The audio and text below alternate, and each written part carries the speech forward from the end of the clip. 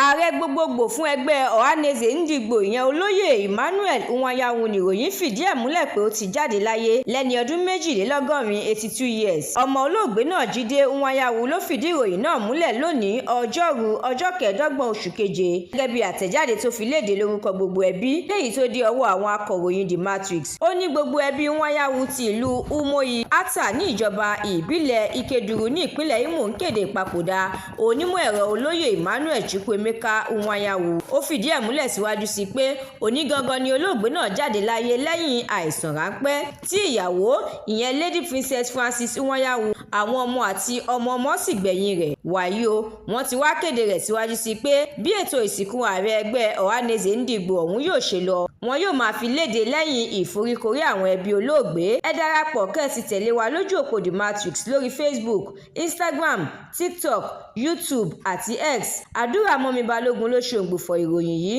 èmi Ẹniọlá Sálíù ni mo kà á sétí ìgbọ́ yín.